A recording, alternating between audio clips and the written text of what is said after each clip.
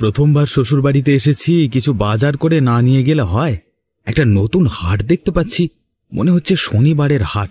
এখান থেকে জিনিসপত্র কিনে নিয়ে যাব। এখন সবে সন্ধে, তাড়াতাড়ি মাছ মাংস কিনে ফিরতে পারলে রাতে জমিয়ে খাওয়া দাওয়া করা যাবে। ওরে বাবা, এরা কারা? কি ভয়ানক দৃশ্য! ভূত কেন বাবা গো? এখানে তো মানুষের কাটা দেহ বিক্রি হচ্ছে। জ্যান্ত মানুষ এসেছে দেখছি আমাদের শনিবারের হাটে। তোকেও এরকম কেটে বিক্রি করব। আমাকে ছেড়ে দাও, ছেড়ে দাও, আমাকে বাঁচাও, বাঁচাও, মেরে ফেললো, বাঁচাও। কি হয়েছে রমেশ? কোথায় গিয়েছিলে তুমি? তোমার এরকম অবস্থা কেন? বাবা, বাবা, আমি আমি আমি যা দেখেছি তা আপনাকে বলবার নয় বাবা। কি দেখেছো তুমি? তোমাকে দেখে মনে হচ্ছে তুমি ভয় পেয়েছো। আমি গিয়েছিলাম রাতে, যাতে ভালো রান্না হয়, সেজন্য কিছু মাছ আর মাংস কিনে আনতে। কোথায় গিয়েছিলে তুমি? আমাদের গ্রামের একদম শেষে, যেখান থেকে দ্বিতীয় গ্রামের শুরু হচ্ছে, সেখানে শনিবার সন্ধ্যার হাটে। কি দেখেছো তুমি? সেটা একটা ভুতুড়ে হাট। ওখানে অনেক ভয়ানক ভয়ানক চেহারার সব ভূত পিশাচ মানুষের কাটা দেও বিক্রি করছে। উড়ু বাবা, কি ভয়ানক! তুমি এই গ্রামে নতুন এসেছো, কিছু জানো না, কেন গিয়েছিলে তুমি? আরে বাবা, আমি কি জেনে শুনে গেছি নাকি? কমলা ঠিকই বলেছে, তুমি যে প্রাণ নিয়ে ফিরে এসেছো এটাই অনেক। কি আর বলবো, আমি মরতে মরতে বেঁচে ফিরেছি। আর একটু হলে ওরা সবাই তেড়ে এসে আমাকে খুন করে ফেলতো। আর যদি আমাকে মেরে ফেলতো তাহলে হয়তো আমাকেও কেটে ওভাবে বিক্রি করতো। উফ, কত রক্ত! মানুষের হাত পা কাটা, মুন্ডু পড়ে আছে চারিদিকে, কি ভয়ানক! দেখো বাবা, তোমাকে আমি সব খুলে বলছি। গ্রামের নতুন জামাই হওয়ার কারণে তুমি হয়তো বুঝতে পারছো না যে এই গ্রাম তোমাদের গ্রামের মতো নয়। এখানে অনেক এমন বিষয় আছে যেগুলোকে এখানকার মানুষ এড়িয়ে চলে বা ভয়ে সেখানে যায় না।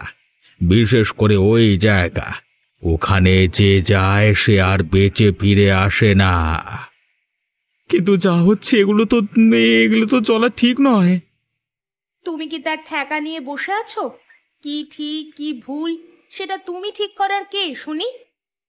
তুমি বুঝতে পারছো না, আজকের যুগে এসব ঘটনা চলতে দেওয়া একদম উচিত নয়। কিন্তু তুমি একটু বোঝবার চেষ্টা করো, যে বা যারা এসবের পেছনে জড়িত আছে তারা খুব ভয়ানক লোক। তারা নিশ্চয়ই পিশাচ সিদ্ধ। তারা যা খুশি করতে পারে। এই গ্রামের প্রচুর মানুষ এর আগে মারা গেছে। ওগো, ওগো, তুমি একটু আমার কথা শোনো। যেখানে যেমন নিয়ম তা মেনে চলার চেষ্টা করো। এখানে তুমি দুদিনের জন্য অতিথি হয়ে এসেছো, সব বিষয়ে মাথা গলাতে গেলে বিপদ ডেকে আনবে। আমি কোনো কথা শুনবো না, আমাকে জানতেই হবে এর পেছনে কি আছে। ঠিক আছে, তুমি যখন নাছোড় বান্দা, তখন এইসব ব্যাপার নিয়ে পরে ভাবা যাবে। এখন এসো, খেয়ে নাও।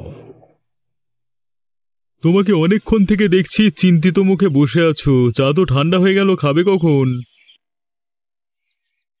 হ্যাঁ হ্যাঁ, এই যে খাবো খাবো। কি নিয়ে চিন্তা করছো বলো তো তুমি? দেখো ভাই, আমাকে বলতে পারো, কিন্তু তোমাকে আমাদের এদিকে কোনোদিন দেখিনি, মনে হচ্ছে নতুন মানুষ। হ্যাঁ হ্যাঁ, আমি গ্রামের নতুন জামাই। এ নতুন জামাই আবার চিন্তা করে নাকি? হ্যাঁ, কি হয়েছে বলো দেখি। এখন দোকানে কেউ নেই, তোমার কথা কেউ শুনবে না, আর আমিও কাউকে বলবো না। কালকে সন্ধেবেলায় ভাবলাম নতুন শ্বশুর বাড়িতে এসেছি, কিছু বাজার করে নিয়ে যাই।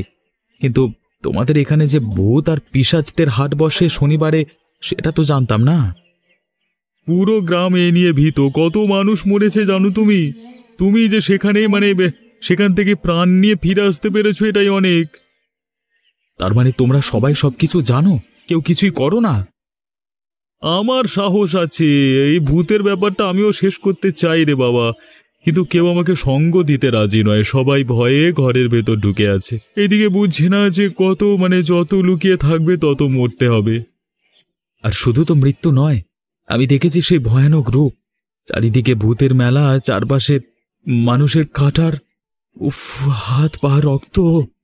কিন্তু কিন্তু তুমি কিভাবে আটকানোর কথা বলছো? তুমি কি পারবে? আমার তন্ত্র শিক্ষা রয়েছে, আমাকে কেউ যদি সাহায্য করে আমি পারতে পারি। আমি সাহায্য করব তোমাকে। তাহলে প্রথমে আমাদের জানতে হবে এর পেছনে প্রধান কালপ্রিটকে, তবে খুব গোপনে। ঠিক আছে, বুঝতেই তো পারছো দিনকাল ভালো নয়, বাড়িতে আবার সবাই চিন্তা করবে। আমি এখন যাই, হ্যাঁ, বাকি কথা কালকে আলোচনা করা যাবে। আমিও তন্ত্রমন্ত্রগুলো ভালো করে একটু ঝালিয়ে নিই। হ্যাঁ রে কমলামা, রমেশকে তো দেখছি না, সে কোথায়? বাবা, চিন্তায় চিন্তায় আমার মাথা খারাপ হয়ে যাচ্ছে। যবে থেকে এই গ্রামেতে এসেছে কি যে করছে কিছুই বুঝতে পারছি না। কেন, কোথাও বেরিয়েছে নাকি? বেরিয়েছে তো বটেই, তবে কোথায় যে গেছে বলে যায়নি। সে কি কথা, দিনকাল ভালো নয়, এর মধ্যে কোথায় গেল বলে যাবে না, তার মধ্যে আবার কালকেই ওসব ভয়ানক ব্যাপার হয়েছে। কাল অনেক রাত পর্যন্ত ঘুমাতে পারেনি, ঘুমের মধ্যেও কি সব বকবক করছিল। এ তো লক্ষণ ভালো দেখছি না। আর কিছু হয়েছে? খুব ভয় পেয়ে গেছিল মনে হয়, মাঝে মাঝে চিৎকার করছিল ঘুমের মধ্যে, আর বলছিল কারা নাকি গলা টিপতে আসছে। ঠিক এইভাবে গ্রামে অনেক লোক মারা গেছে রে, তুই একটু সামলে রাখিস। আজ আসুক, আমি ভালো করে কথা শোনাবো ওকে। দেখ, যে যা পারে করুক, গ্রামে যাই হোক, কিন্তু তোদের জীবনে যেন তার ছায়া না পড়ে এটাই চাইব। আমাদের জীবন তো শেষ হয়ে গেল, কিন্তু তোরা দুদিন পর নিজেদের বাড়ি ফিরে পাবি, তাই তোদের এই সবের মধ্যে জড়ানোটা উচিত নয়। আমিও তো সেটাই বোঝানোর চেষ্টা করছি ওকে, দেখা যাক কি হয়।